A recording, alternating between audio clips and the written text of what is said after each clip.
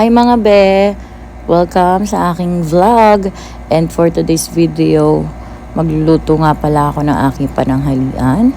At ito ay may kasamang tahong at itong sugpo na ba tawag dito. Hindi ko lang alam kung anong tawag. Pero meron, mukha naman ganun. Mukha naman sugpo. And syempre, tatanggalan ko yan mga binang ng sama ng loob. Ganyan nga pala ako maglinis. Ewan ko, hindi ko siya makuha lahat. Pero at least natatanggalan pa rin siya kahit papano. Kasi yan mga biang nakaka-high blood talaga naman. Kaya dapat tanggalin mo yan. Pero yung iba, hindi na nila tinatanggal. Ewan ko lang, kasi ma-healthy siguro sila. Ayan, pasensya na nga pala sa boses ko kasi kapag umaga talaga ganito ang boses ko, para akong si Renz Berano. Ayan, habang tinatanggalan ko, linis-linis. Hindi ko na nga pala naipakita sa inyo mga be yung tahong ni Carla. Nalinisan ko na rin naman na yun. Disclaimer lang mga be ha, pero hindi ako professional cook. Bale, itong ginagawa ko is pang sarili lang talaga, mga lutong bahay. Yung kami lang din ang kakain. At habang tinatanggalan ko yan mga be ng sama ng loob, isa-shoutout ko nga pala muna ang Hampas Lupa. At syempre sa mga followers ko, pa-search na lang ng page ng Hampas Lupa and pa-follow na lang din ako mga be. Ayan, supportahan natin yung mga small vlogger, content creator, ayan dito sa Daet Camarines Norte. At syempre, maraming salamat sa mga pumunta kagabi. Hampas Lupa, thank you so much sa inyo sa pagpunta sa Partners Hub, Bagasbas. And makikita nyo ako dyan every Wednesday and Friday night na andyan lang ako. 7 p.m. yan. At syempre, patapos na ang aking nililinisan. Ngayon, magluluto na tayo.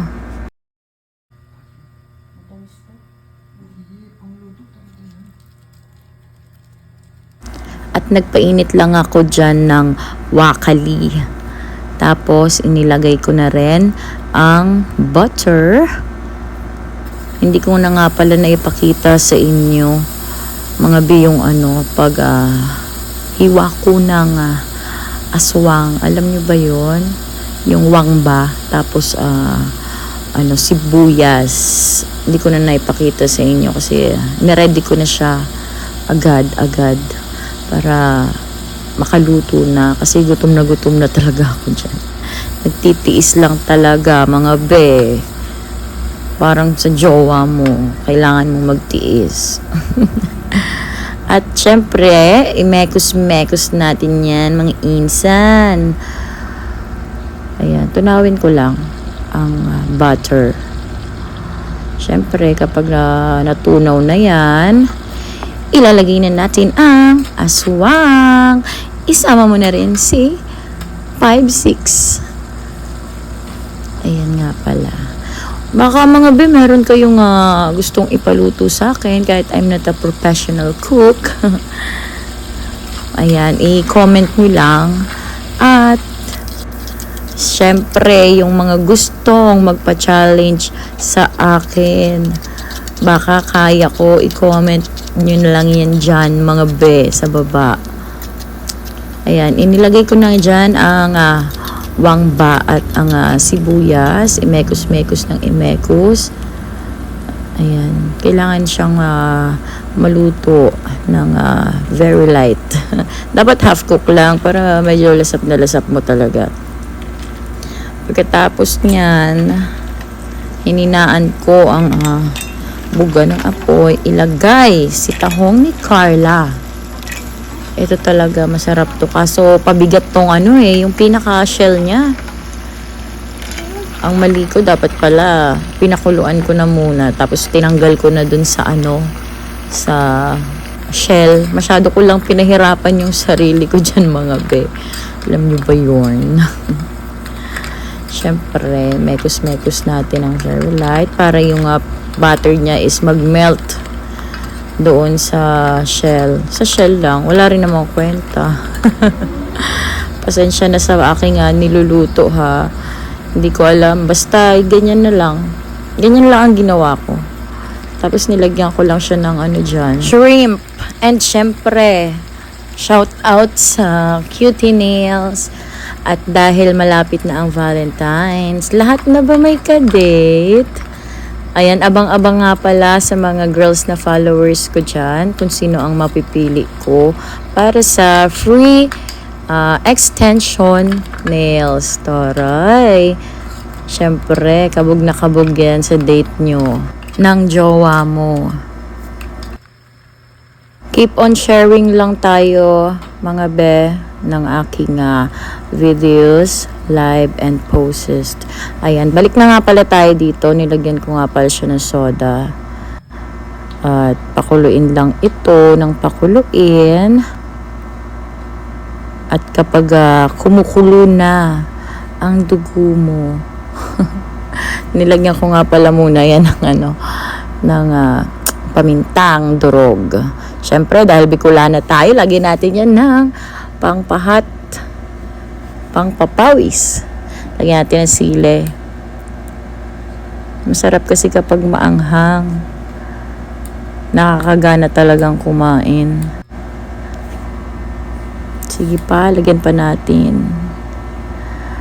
Ayan. Inantay ko lang din na kumulo. Tapos kain muna ako ng kwek-kwek kasi kumukulo na rin yung tiyan ko. Antayin lang natin, be. Mga 48 years. Kapag kumulo na ito, after 48 years, imekos-mekos natin para yung nasa ibabaw naman ang maluto. At kapag namekos na natin ito, pakuluan natin ng very light yung nabaligtad natin. Tapos lagyan natin ito ng tan. Ano yun? Tawag dyan? Oyster. Lagyan natin ng oyster sauce. Yan, marami. Charot. Insakto lang. Depende na yan sa'yo. At imekos natin ito. Imekos ng imekos. Ilagay ang patis. Konting patis. Tapos yung tomato sauce. At nga pala, paantabay lang pala doon sa mga naghahanap at naghihingi sa akin ng sticker dahil ongoing na siyang ginagawa. Pasalamatan ko lang pala yung nag-design ng aking sticker. Ayan, from Pampanga pa manggagaling. Thank you sa'yo. At maraming salamat sa lahat ng nanood ngayon sa video ito dahil kahit papano nakapagkwentuhan tayo. At ito na mga be, tapos na itong niluluto ko. Ganyan lang ako be magluto at ganyan lang kadali ang ginagawa ko. Kaya pasensya na dahil hindi ako professional cook.